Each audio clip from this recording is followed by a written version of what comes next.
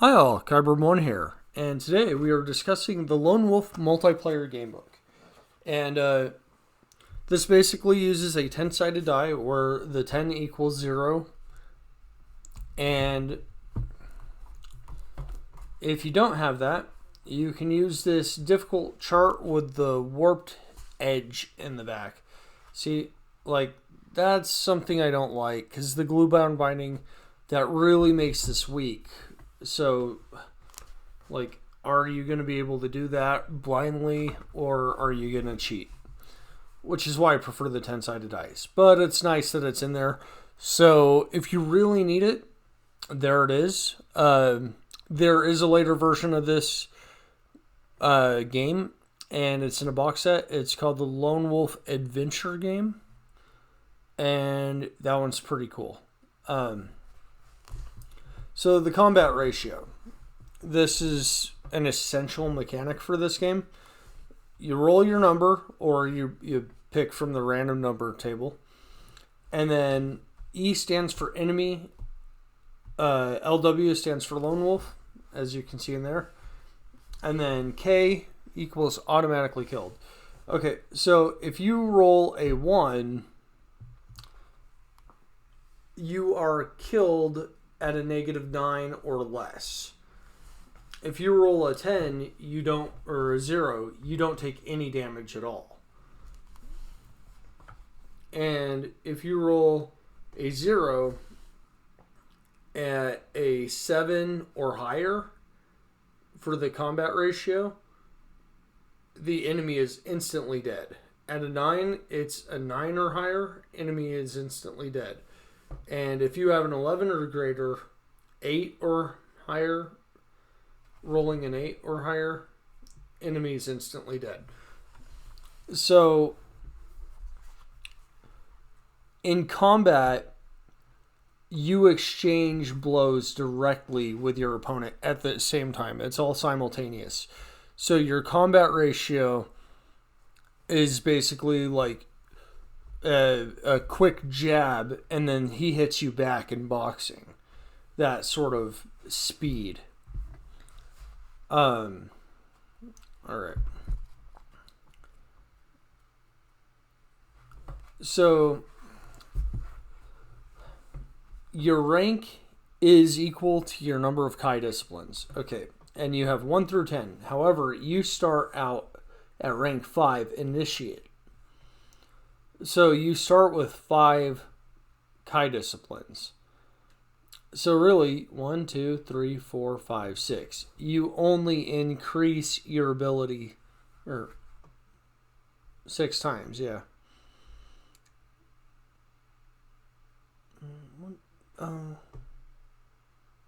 That's weird. 6.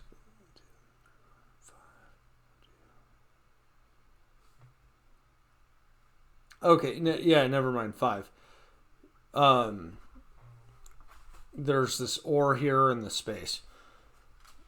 I'm a little loopy. So, let's see. Where are your abilities? Okay, so your Kai disciplines. Let's talk about those now. Camouflage, hunting, sixth sense, tracking, healing, weapon skill, mind shield, mind blast, animal kinship, and mind over matter. So the thing about weapon skill is you cannot carry more than 2 weapons and may only use 1 weapon at a time. If you choose the skill, write weapon skill in blank on your action chart. You will automatically start with this weapon as part of your starting equipment. So, having weapon skill instantly gives you your optimal setup. And the reason for that is your weapon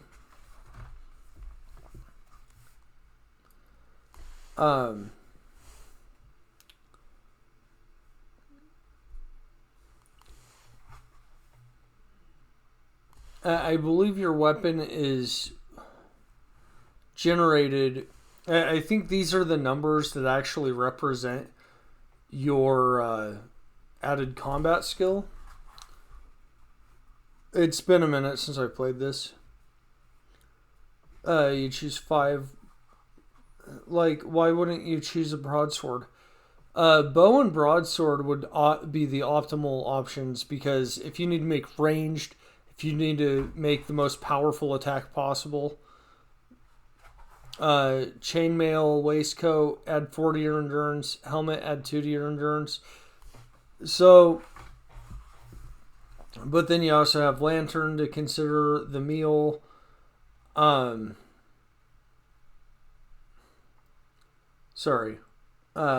of lampseer, quarterstaff, quiver, rope, shield, spear, or sword.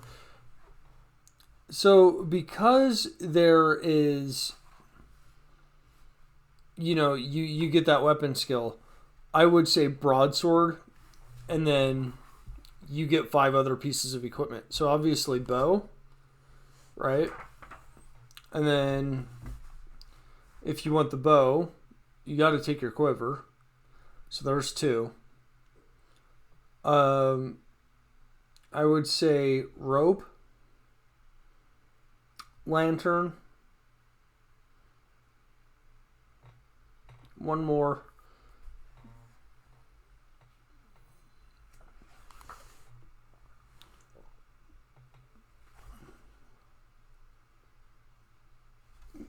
Rope, lantern, and the chainmail waistcoat.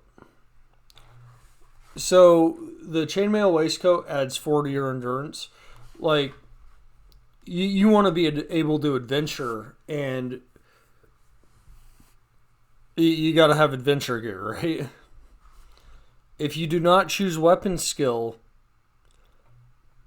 you're kind of handicapping yourself, or especially early on.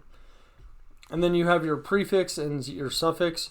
So basically, your name could be like Swift Blade, or Swift Shield. That's an interesting name. Now,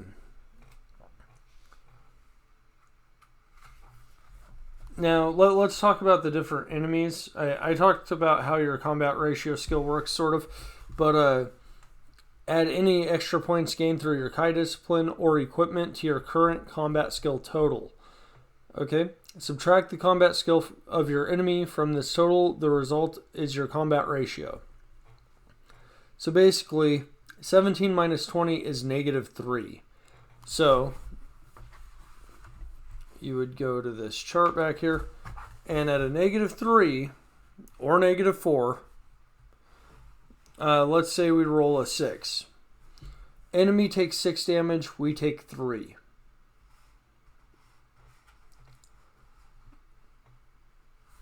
Alright, so there's a level of fairness generated in the combat system. It is player notched. There is a way to make sure that players have the advantage. And the reason for that is, I wouldn't put somebody up against something that could kill them in 1 hit initially. But if it's like a final encounter of the process, go ahead. Okay.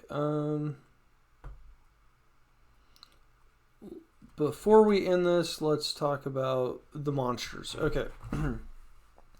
Bandit Leader. Combat skill, 17 to 20. Endurance, 28 to 30. Youch. Let's look at something with... Crypt Spawn. Combat skill, 22 to 26. Endurance, 38 to 42. Special rules. Crypt Spawn are immune to Mind Blast. Alright.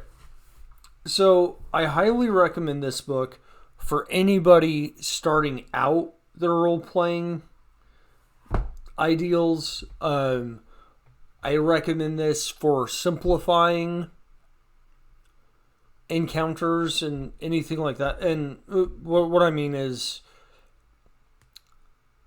if you're tired of combat taking up the majority of your game, implementing a system like this can greatly diminish the impact that combat has on your game.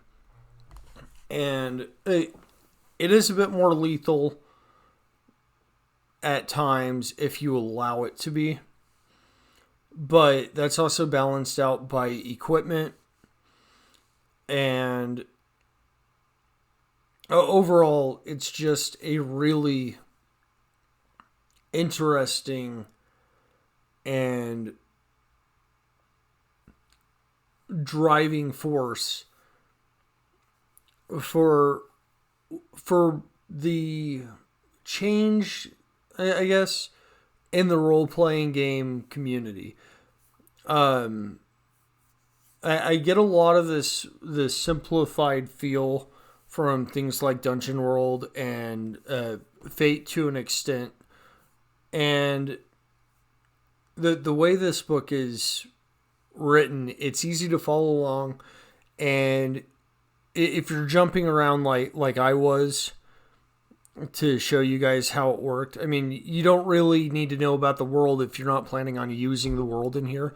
Yeah, the abilities, yeah, the ranks, yeah, the creatures are tied into that. But when you have the bandit leaders attributes right there, you can almost translate anything from 5th edition into this because of that. And when you have that range of combat skill and endurance, you instantly have a far better understanding that this is supposed to be a more flexible game. It's supposed to be up to the GM how lethal things are, but things have a minimum level of lethality and a maximum level of lethality. And to me, that does so much more than having specific numerical values to every little thing. Forbidden Lands really takes almost a note from this. And, well, I don't have the basic set of Forbidden Lands. I missed out on that. I'm looking for a box set still. But I bought the Raven's Purge. And so much of what this does right, as far as the simplicity, I feel Forbidden Lands is really an avant-garde carryover from anything this book introduced. And I simply can't wait to run again. Alright, Kyburn one out. Like and subscribe. Highly recommended for noobs. Highly recommended for anybody that just wants a quicker, faster paced game that feels more daring, more lethal, more instant. Alright, thanks guys.